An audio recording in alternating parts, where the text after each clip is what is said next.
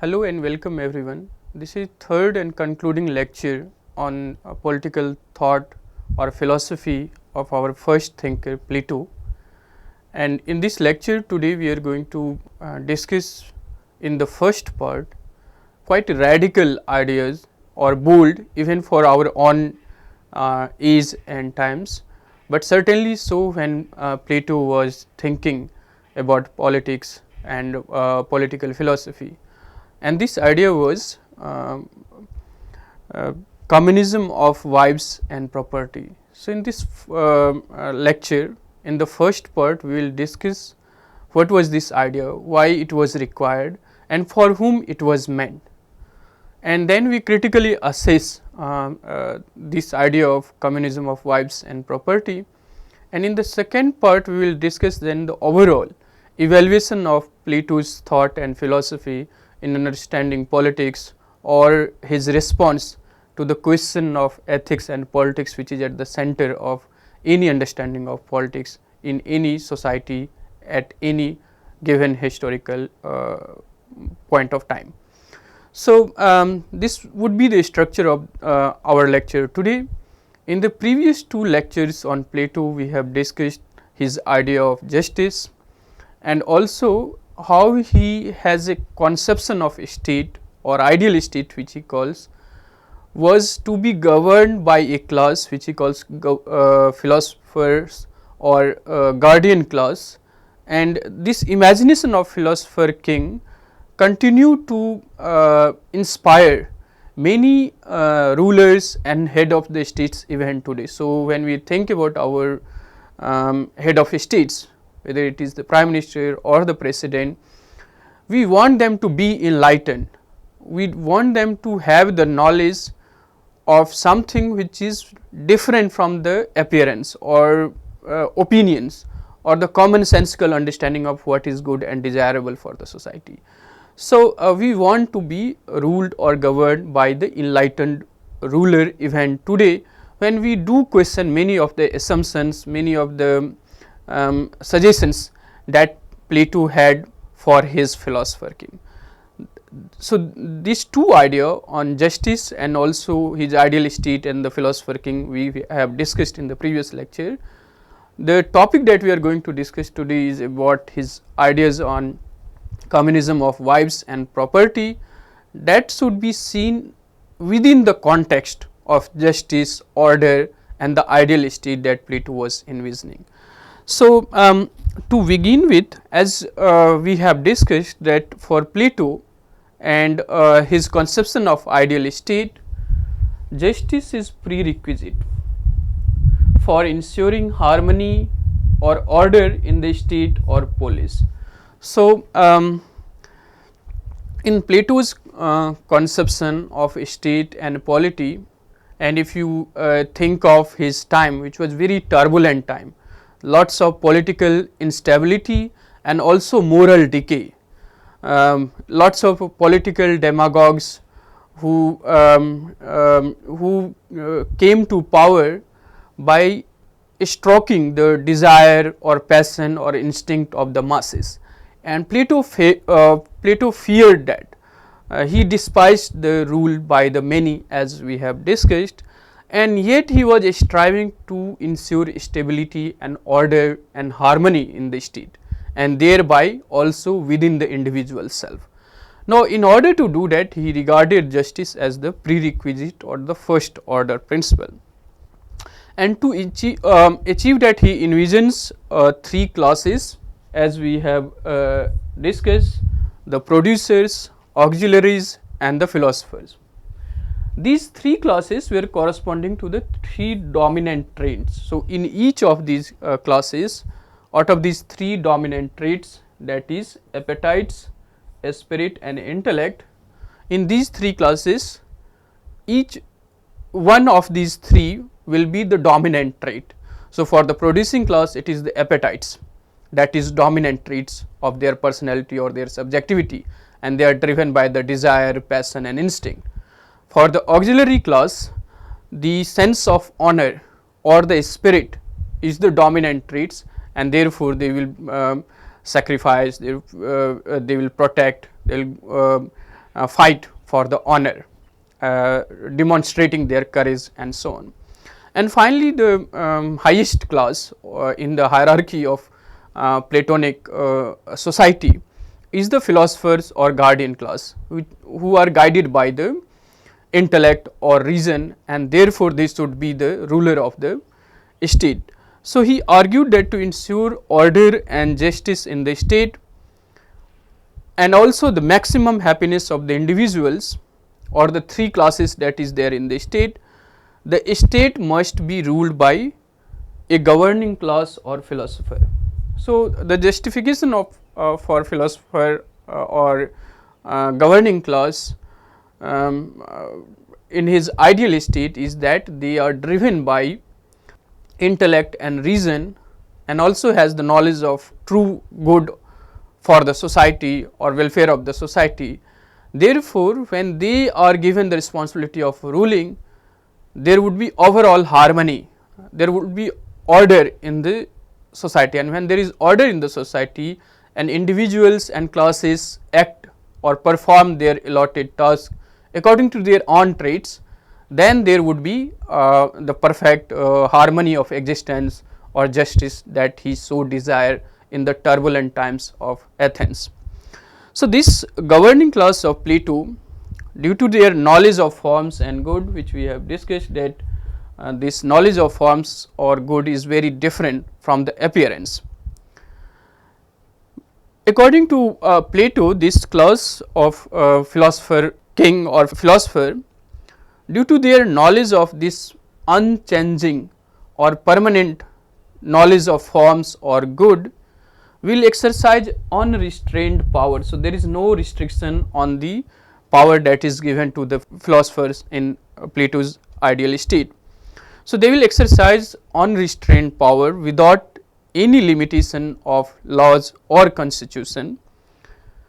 Now, the biggest challenge for Plato was to guard the guardians, to restrain, to set a limit on this ruling class.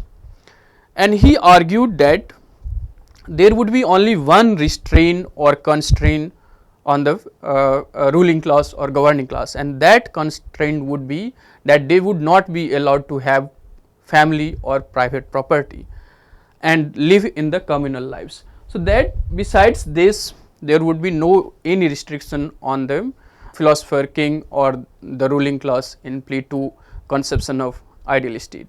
And this makes sense if you think of family, which is also a realm where we learn a lot of values, ethics or sense of morality, but it is also a realm which has corrupting influence on the individual subjectivity.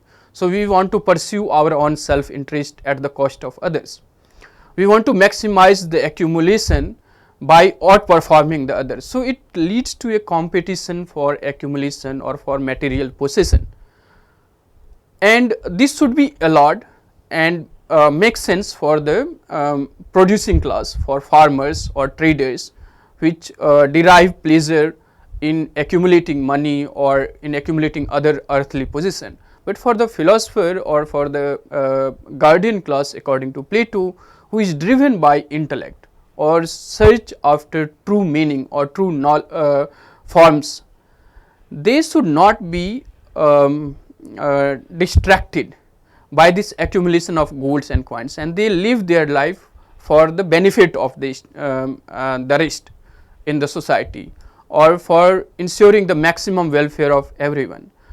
Now, if that is the purpose of life for the guardian class, and in performing those actions they are given the unrestrained power, there should not be any corrupting influence of family on the ruling class. Now, we are going to critically assess this idea of communism of wives and property, but to begin with, it is become a kind of fashionable to equate Plato's conception of communism of wives and property with Karl Marx. So, as you know, Karl Marx has also argued that perfect harmony or justice is realizable in the communism or the state of life where there is no need of politics or a state which works on behalf of or for the interest of the dominant section. So, drawing from this philosophy of Karl Marx, many scholars have argued that Plato's idea of communism of wives and property is the first expression of communism, and still others see Plato as the first feminist, since he argued that both male and female are of equal and should worth and should be given the same opportunity and the same educational training. However, these two ideas of Marx's idea of communism and finding its first expression in Plato's thought, or the feminist conception of today's world and finding its expression again in the Platonic thought, is not just anachronistic.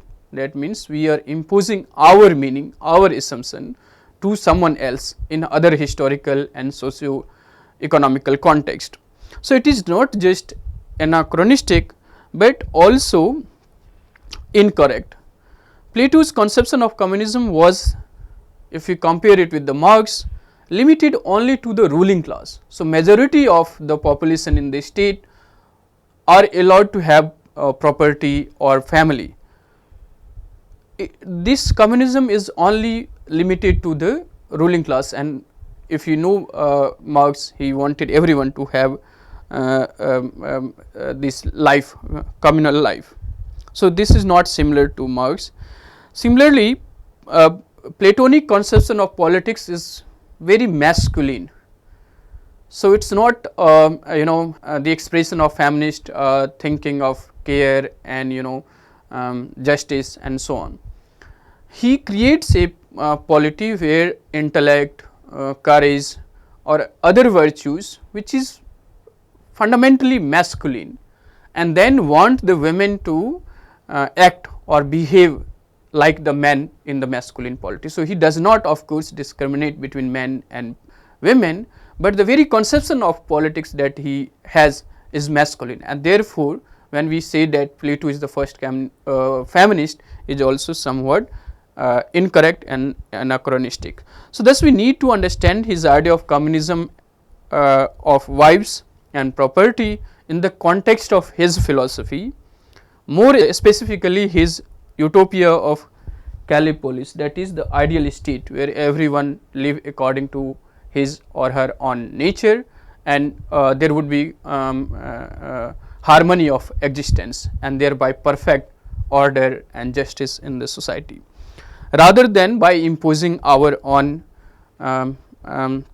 meanings or assumption to his thought. We need to understand this idea of communism of wives and property in the context of Platonic thought, and more specifically his idea of Callipolis or the ideal state.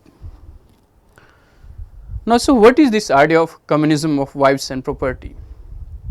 And considering the prevalent patriarchal norms of Athenian society, as I have said, that the public life or political life was meant only for the male citizen of the Athens. So, the slaves, resident aliens and also women were excluded from the public life or political life in Athens.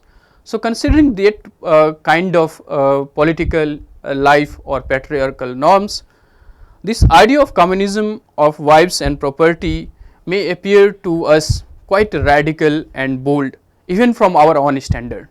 We have very less and less representation of women in politics, in parliament, if we critically assess the legislative assemblies or parliament even today. Now, to argue that in the classical Greek period, with the dominant patriarchal norms which clearly demarcate between the household work and the public life and do not allow participation of women in the public life, there he argues something like communism of wives and property, and also included women in the governing class is not just radical but quite bold. So, we have already discussed that how Plato did not discriminate on the basis of gender and wanted women to be given the same opportunities and educational training as available to male without any discrimination. This we have discussed while we discussed Plato's educational system in the previous class. Now, Plato's objective in prescribing the communism of wives and property for the ruling class or guardians in Callipolis, that is his ideal state, was to insulate them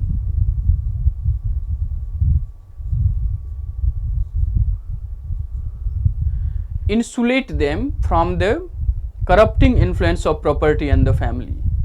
He wanted the majority of population in the ideal state, that is the producing classes, to have property and family, thereby acknowledging the value of family for the pleasure and happiness of the producing class.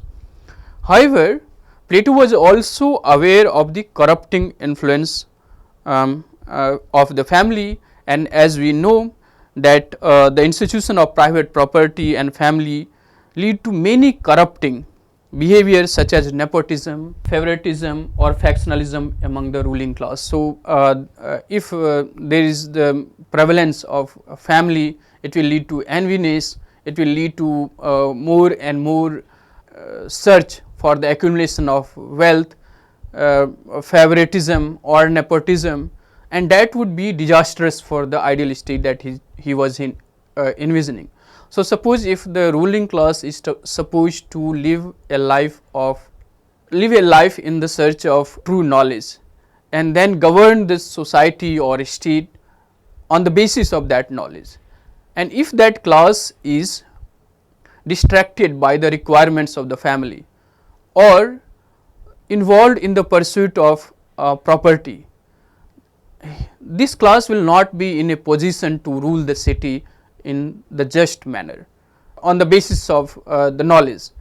So, to restrict the corrupting influence of family and property, particularly for the ruling class or governing class, Plato devised this mechanism of communism of wives and property, where they will have a sexual relationship or emotional relationship, but that they will share with the other members in the ruling class and do not have any individual personal family or property except the minimum requirement for their living.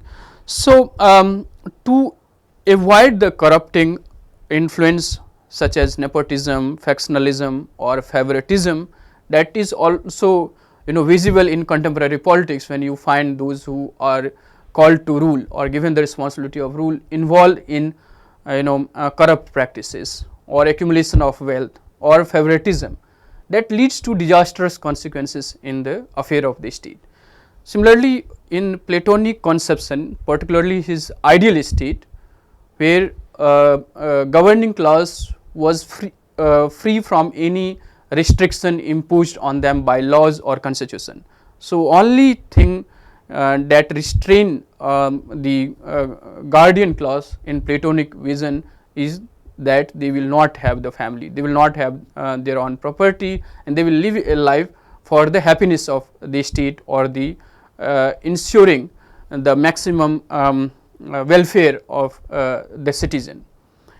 So, to avoid that, Plato suggested that the governing class would live a communal life, and it was to ensure that rulers are focused on the welfare of all and be free from the responsibility of the family. So, he wanted a class devoted only to the business of ruling according to the true knowledge of good. So, the ruling or governing class must live for the pursuit of true knowledge, which is different from the appearance, and seek happiness in the happiness of others.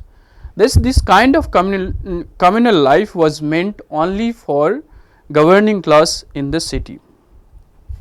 Now, how this communism of wives and property should be organized or managed in the polity? So, Plato wanted that the governing class should live in the barracks like soldiers with minimum possession and without any interest in the pursuit of gold or silver. So, in the life of individual, most of the time he or she pursue those activities which help him or her to accumulate more wealth, and in the accumulation people derive pleasure. For Plato, this should be for the producing class, those who are farmers, traders or craftsmen. It should not be there for the ruling class, particularly the governing class or the philosopher, who are constantly in the search of true knowledge and then grudgingly take the responsibility of ruling the state to ensure that everything works according to their own traits. So, Plato wanted this governing class to live in the barracks like soldiers with minimum possession and do not have any interest in the pursuit of gold or silver. He also proposed a strict and very rigorous mechanism for mating. So, he allowed this class to have sexual intimacy or sexual relationship, but it should be regulated in a manner which benefit the state. So, Plato appears to be the first philosopher who also wanted some kind of mechanism for the growth of population or for maintaining the best progeny for the state to become its ruler or the governing class. So, he wanted the philosopher king to ensure that the best among the both sexes get maximum chance of mating in comparison to the inferiors among the governing class. So, he wanted the philosopher king in the state to ensure a mechanism where the best male and female among the governing class will have the maximum opportunity to mate in comparison to their inferior fellows or the companions. So, he wanted it to be done through a kind of lottery which would make such frequent mating among the best appear to be natural in the eyes of inferior. So, he also proposed the organization of feast and festival to promote such coupling among the best in the ruling classes. So, this is how he wanted the philosopher king to organize the coupling or the mating between the best male and female in the ruling class. Now, what happens once the children or the progeny are born? So, Plato argues that once children are born, they should be taken care by the state run nurseries. So, unlike the family or the private lives of the citizen where they will nurture their breed or their children, for the ruling class the state will maintain separately the nurseries, and once the children are born they will not kept with their mothers or their fathers, since the identity of the mother or father will be anonymous and it should be only known to the philosopher king and not to those who are mating. So, once children are born, they should be taken care by the state run nurseries, and then he suggested the elaborate system of education for the children of this class that we have discussed in the previous lecture. So, among these children or the governing class, no one would know the exact parentage of these children, and thus each male and female among the guardian class would look at each child as his or her son or daughter.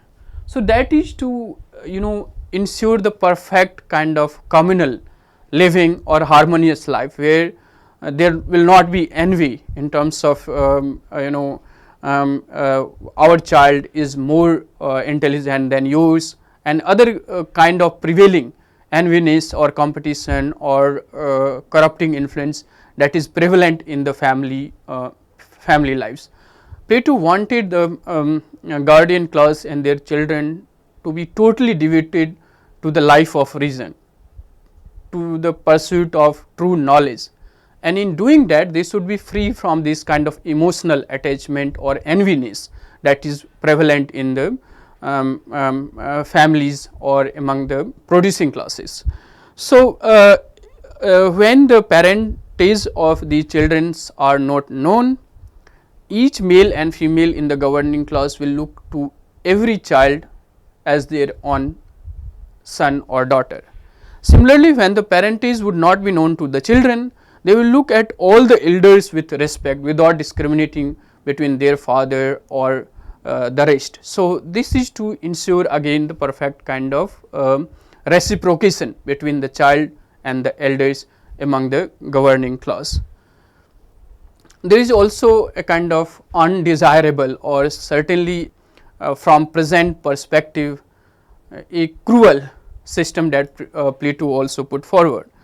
That is, he wanted the progeny of inferiors or children with deformities should be carefully and secretly disposed of. So, he and also in Platonic vision, if you like, he wanted to have the best in the state, and to have that he also argued that we should not prolong the life through the medicine if that person is living the idle life.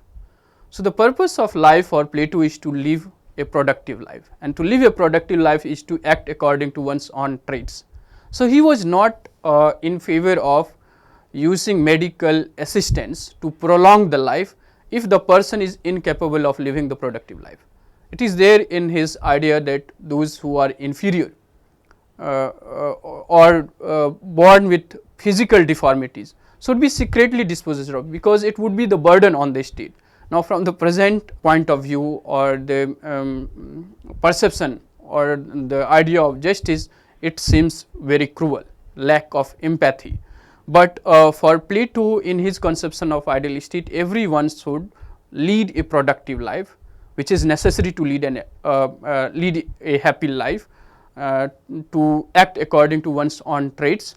If there is some physical disease or deformities that will add burden to the state, this should be secretly disposed of. So, he also argued for the progeny of the ruling class who are born of the inferior parent and also with some physical deformity, and that seems very cruel to us. However, this whole idea of communism of wives and property, as I said, should be taken into the larger context of Platonic vision for the ideal state, and that ideal state requires everyone to lead a productive life, a virtuous life, and that virtuous and productive life requires everyone to act according to their own traits. So, there will not be rules, there will not be interference from the others, everyone will live according to their own traits, and then overall justice and order and harmony will be prevalent in the state. So, Plato was envisioning that kind of state, which he himself modified in Laws and Statesmen, as we have discussed, but within the limits of this ideal state, he was arguing for the ruling class to have a life which will be free from the constraints or the corrupting influence of family and property. So, we need to understand this vision of communism of wives and property in this context of ideal state alone, without imposing our own assumption and also without comparing it with other kind of ideas, as we have discussed. Now, so what are the critical remarks against this idea? So, first, from the standards of conventional morality, this idea of communism of wives and property appears to be immoral and also unethical. So, how one can think of a life without family, without the children, and how one can have emotional connection with everyone in the similar manner. So, there is some kind of requirement for men to lead a happy life, to have a sense of belongingness, to have a sense of his or her own. So, the family and children are the extension of the self in that sense. Now, in contrast to such standard conventional sense of ethics and morality, Plato was imagining a group of individuals who will be devoted to the life of reason, unconcerned or free from the restraints and the corrupting influence of these sense of personal life and property. So, one often compares and contrasts these ideas of Plato on the communism of wives and property with Marx's conception of communism and politics. And one of the similar streak that is there in Marx and also in Plato is the absence of conflict. So, for Karl Marx similarly, he envisioned a life of individuals where there will be no role for the politics or the state, and they will all live a more egalitarian life.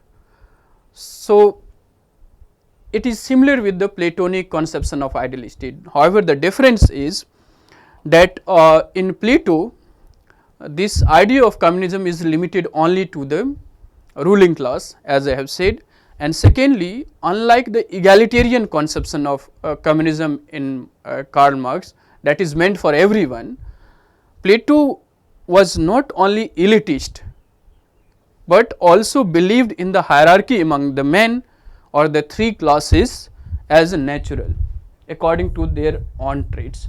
So, Platonic conception is very different from the Marxist understanding of communism, and we should not stretch it too far.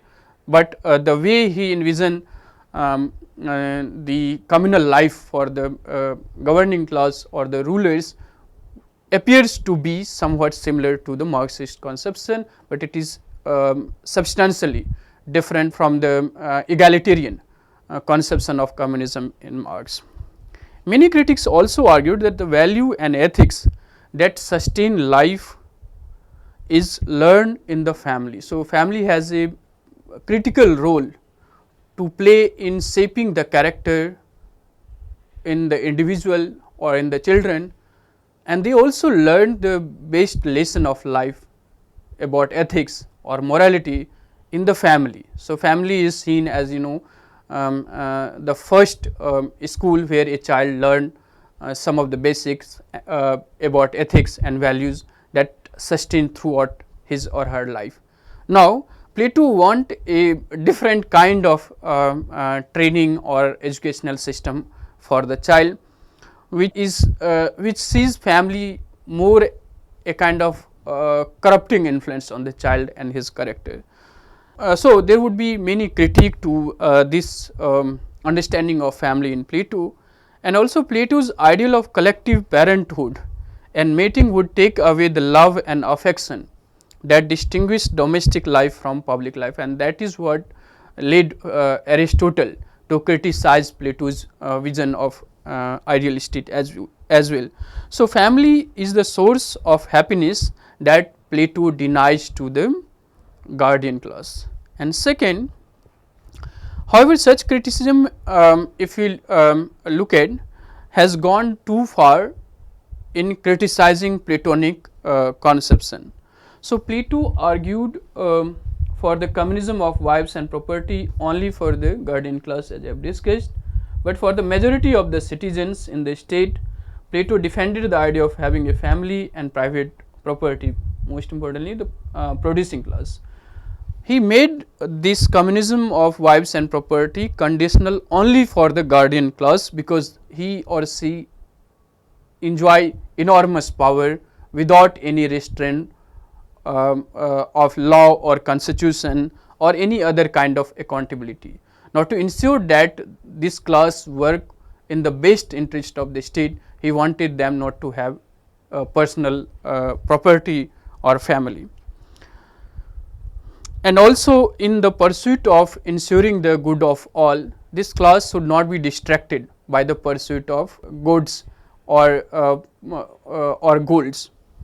So, this class according to Plato, who seeks happiness in pursuit of knowledge and happiness of others. So, the traits of this class according to Plato is the search for true knowledge and seeking happiness in the happiness of others. So, this class will look at the whole state as their property, the whole state as their family, and emotionally or psychologically will be connected to the whole state or welfare of the all, and not just their own family or their own children. Now, to produce or nurture this class, he wanted them to have communism of wives and collective ownership of property without any personal attachment. So, they need not to accumulate more than the bare minimum of their survival. That is how Plato argue about the communism of wives and property. Now, if we look at the overall assessment of Plato's conception of justice or ideal state or the philosopher king, and also the communism of wives and property, there are few points which we need to take into mind. First, and that is quite obvious, which we have begin with while we started this discussion on Plato, that the philosophy, as Emerson has rightly pointed out, begins with Plato, and he is seen as synonymous with philosophy.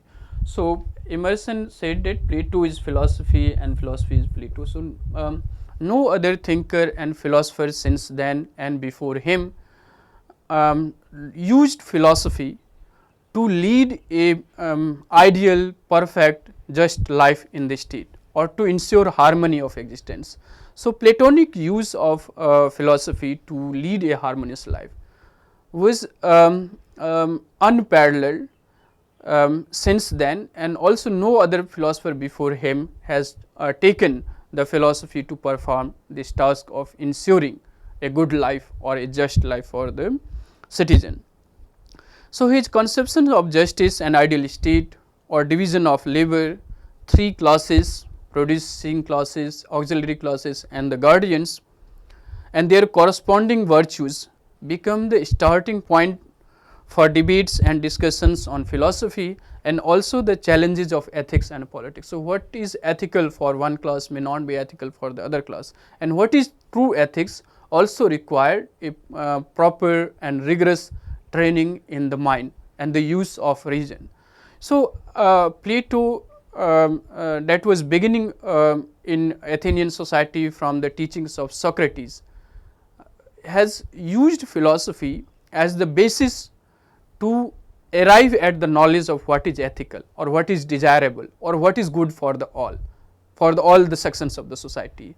And that if you look at in the context of turbulent times or the change in the power between oligarchs and the democrats, prevailing decay in the morality, Plato was trying to respond to that context, and while responding it has the value for rest of the thinkers in the European tradition of political thinking as well, and it continues to inspire the thinking and thought of many other thinkers, as we will discuss in this course later on. So, these ideas of Plato on justice, state, philosopher king, three classes and their corresponding virtue has become a kind of a starting point for any debates and discussion on ethics and politics or any discussion on philosophy.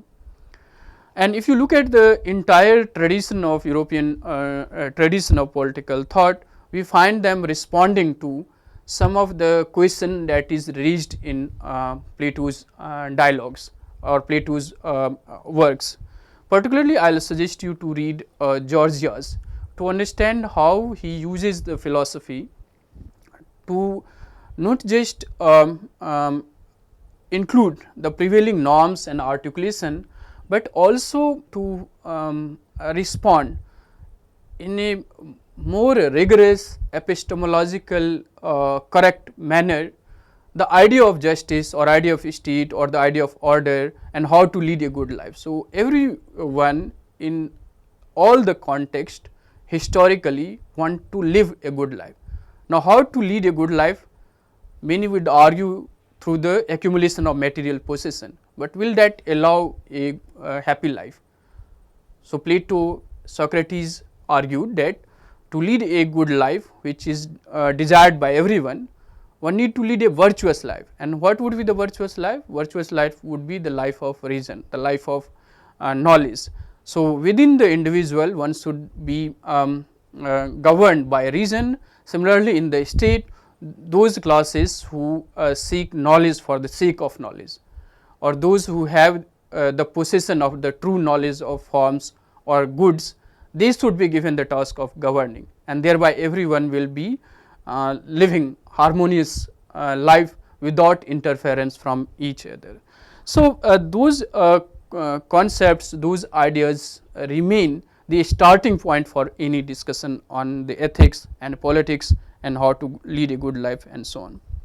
And if you look at particularly his conception of three classes and division of labor, you find it reflected in the European states in the medieval times and also in the other monarchies. So, life, I mean the life in the state, is seen as a kind of pyramid, where the people at the bottom would be mostly producing class, driven by the desire, and above them there would be the auxiliary classes of warlords or the armies, and then above them there will be the priestly classes or the kings or the monarchs, and they are supposed to be in the possession of knowledge that is best for everyone.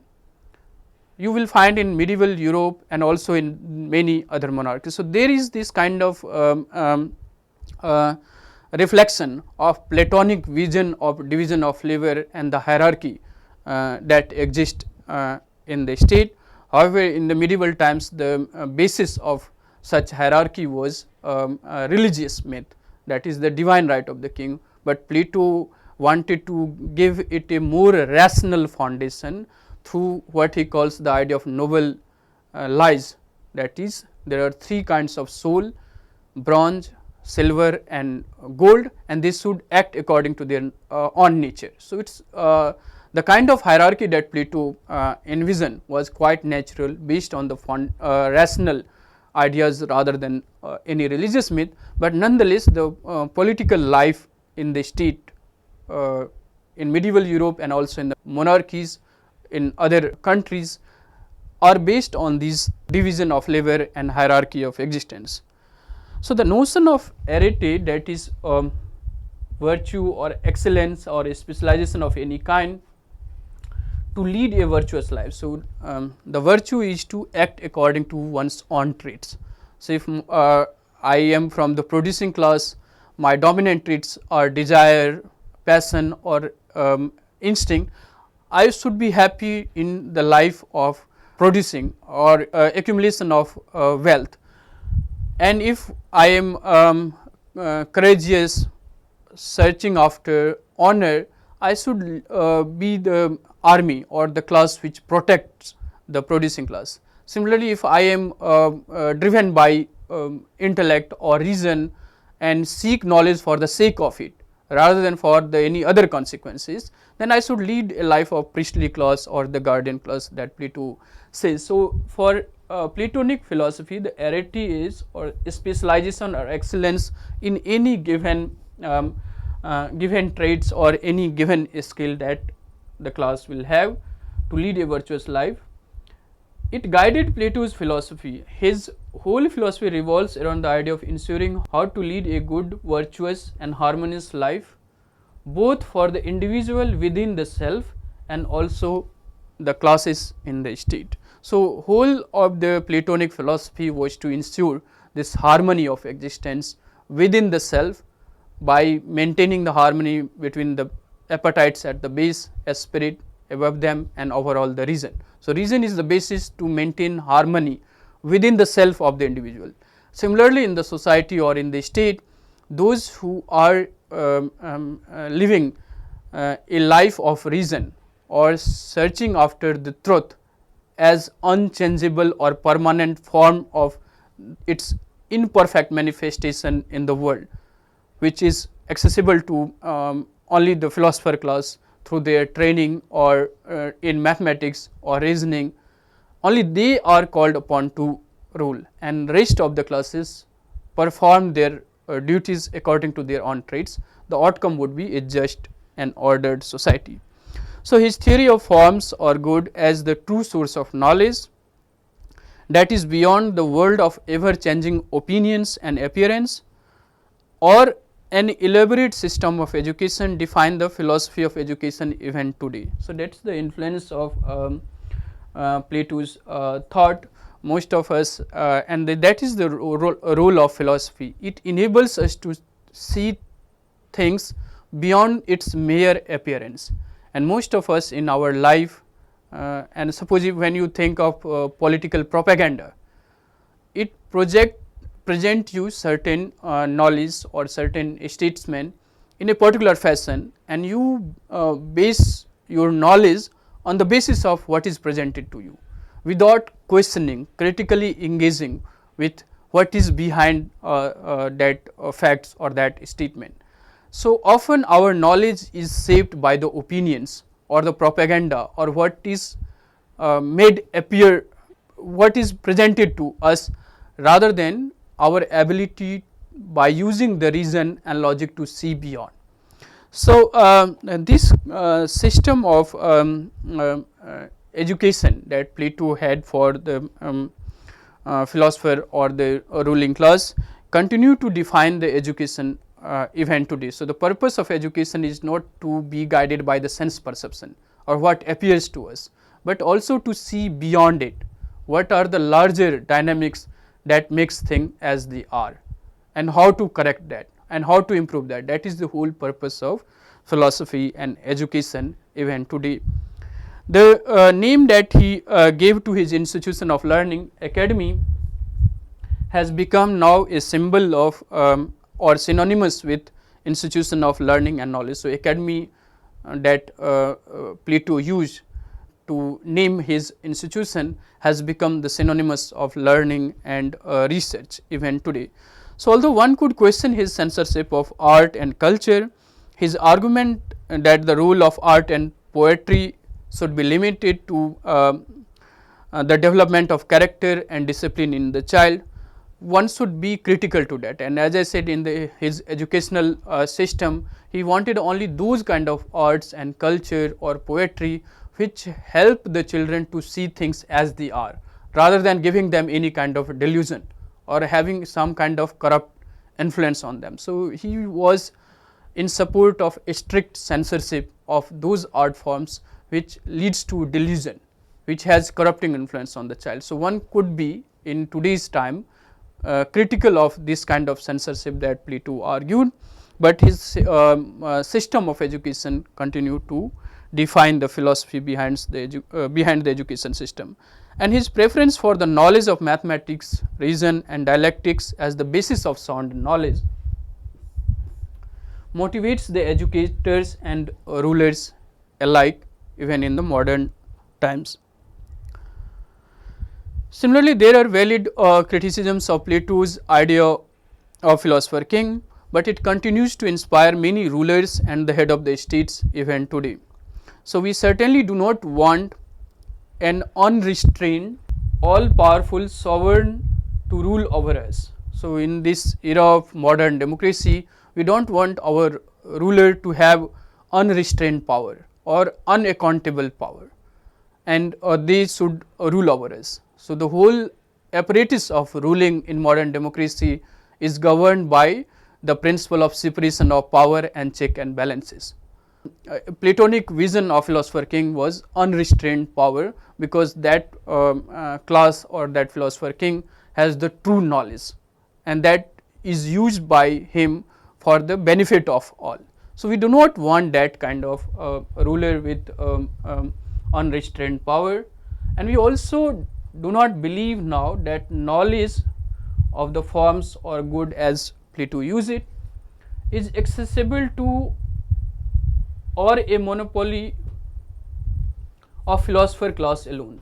So we do not want that kind of belief to be valid, which argue that only the philosopher or only a particular class are capable of comprehending what is true knowledge or what is the knowledge of forms or what is the knowledge of good. We want everyone should have the opportunity or are capable of accessing those knowledge or comprehending those knowledge, and it should not be limited to only a class as Plato suggested.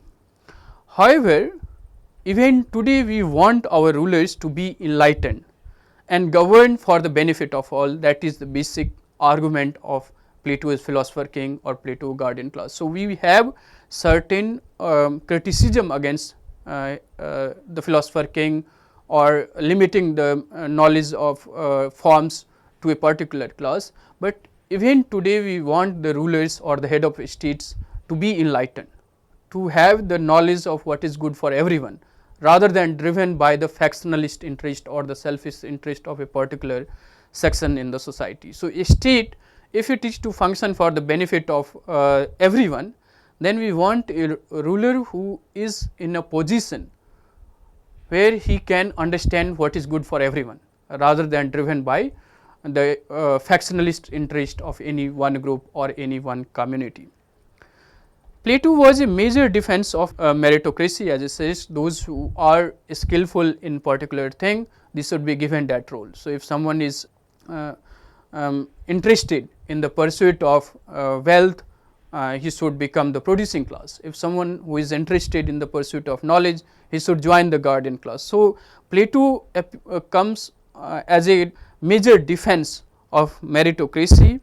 However, there are various valid criticism against Plato's philosophy, and Karl Popper launched the most significant and plausible critique. So, against all the critique which we have discussed while we discussed his idea on justice and also ideal state, Plato and others, the Karl Popper has the most significant and plausible critique, and that is where Plato is projected as a kind of enemy of the open society.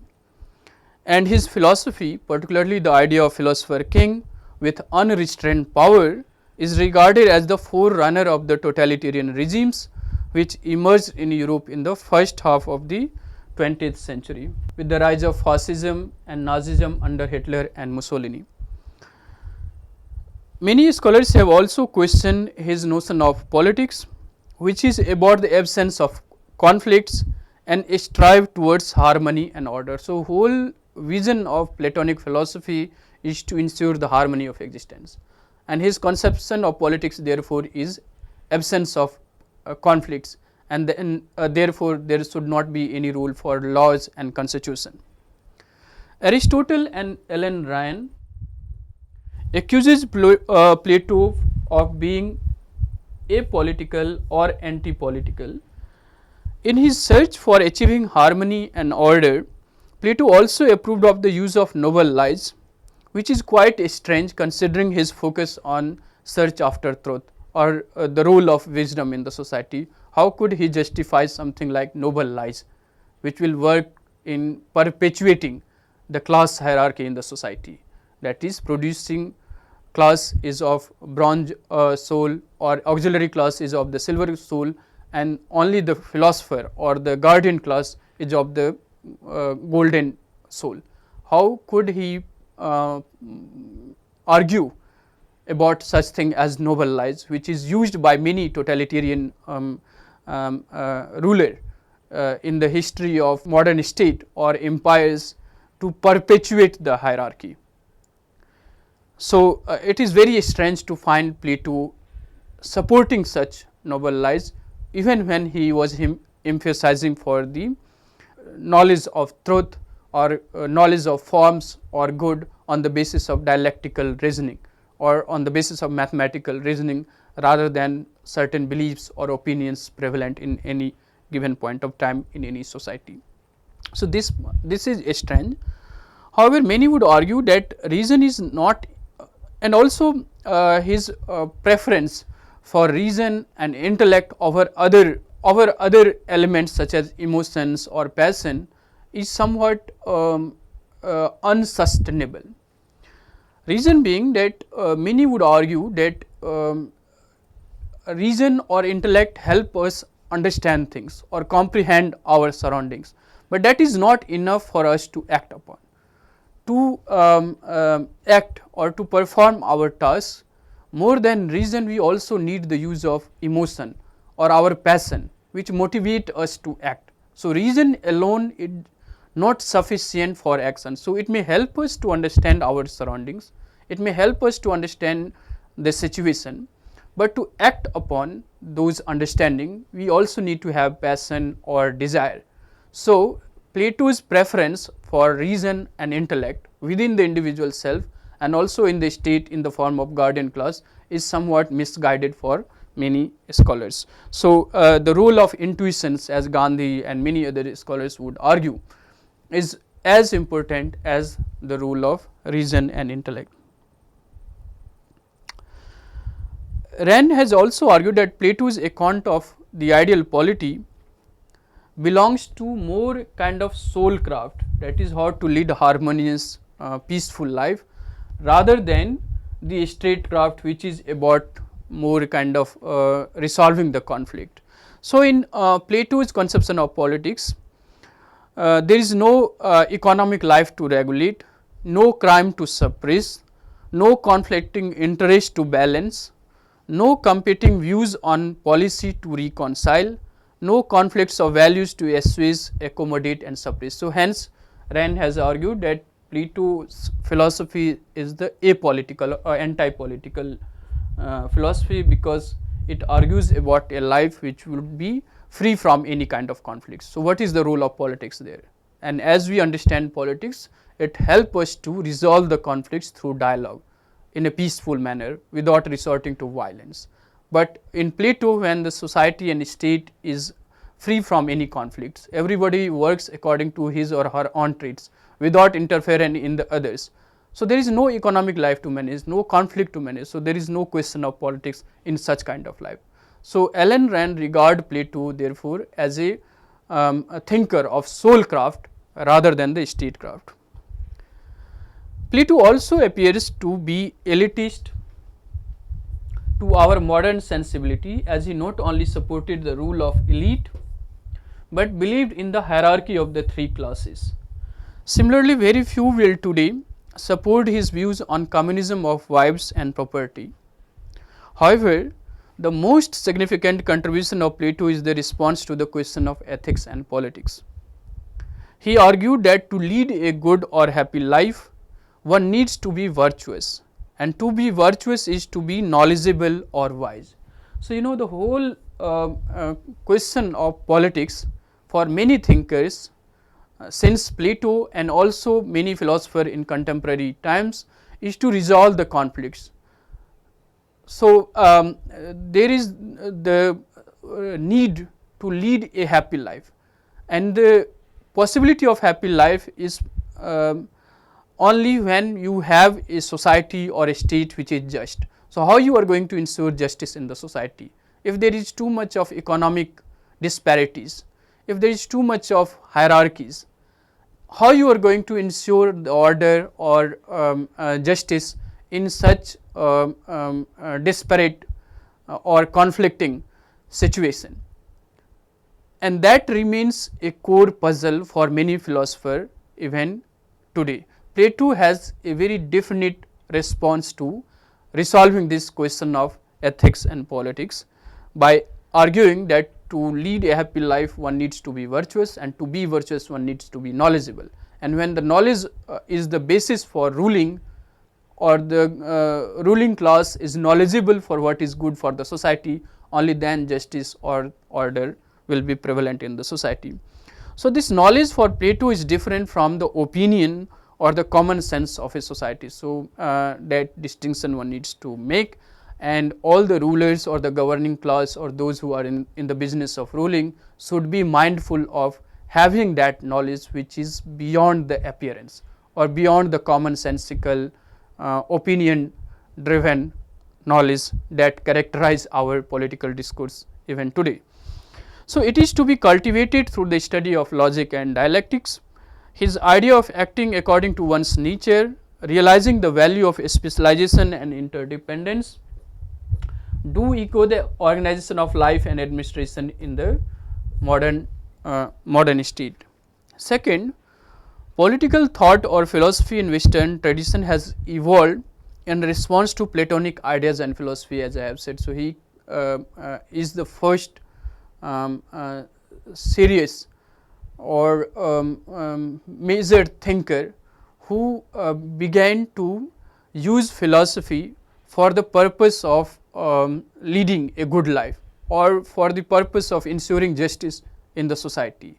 So, he uses philosophy or knowledge as the basis of leading a good, harmonious, just life for the individual and also for every classes in the state.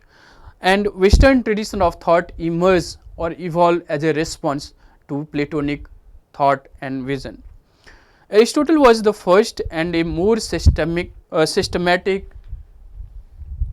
and pragmatic philosopher to challenge and expand Plato's notion of good, justice, organization and purpose of politics. So, in doing so, that means expanding the Platonic vision of the role of politics, the idea of state, justice and so on. Aristotle has expanded the paradigm of politics and revisited the question of ethics and politics, and we are going to discuss these things in next few lectures when we will discuss the Aristotle idea on philosophy or politics or how to lead a good life. So, Aristotle becomes a more systematic and pragmatic thinker in comparison to Plato, but he was expanding in many ways Platonic vision of ethics and politics and how to use politics to lead a good life, to establish a society which would be the just society. So, that is the influence of Plato, and there is something which is very unique to Platonic vision of philosophy and his ways of looking at the role of politics in human life. And this course, as I said, is the introductory course, should not be taken as a substitute to reading the works of Plato. So, I will highly recommend you to read his Republic or Gorgias to understand the complexities of the argument and the way Plato put forward his own argument or conception of justice, ideal state, role of philosopher king, and the ideas on knowledge or the ideas on communism of wives and property, to understand its significance in his own time, but also how it helps us to understand many of the challenges and the complexities that we face in the politics today. So, that way we conclude our lectures on Plato. We will have discussion on Aristotle in the subsequent lectures. So, for this lecture today, you can refer to these books which are similar to the other lectures which we have had on Plato. So, first you should refer to Paul Kelly or David Busher, Political Thinkers from Socrates to Present. Then Will Durant again is the very good work on Plato's thought and philosophy. Murray Forsyth and Morris Keynes Soper, A Guide to Plato Political Classics. Plato to Rousseau is again a very good textbook. This book by Shefali Jha is the key text to understand many of the thinkers and particularly what we have discussed today. And also James Allen Wren on Politics, A History of Political Thought from Herodotus to the Present. So, these are some of the texts you should refer to. That is all for today's lecture. Do share your comments and feedbacks. Thanks for listening.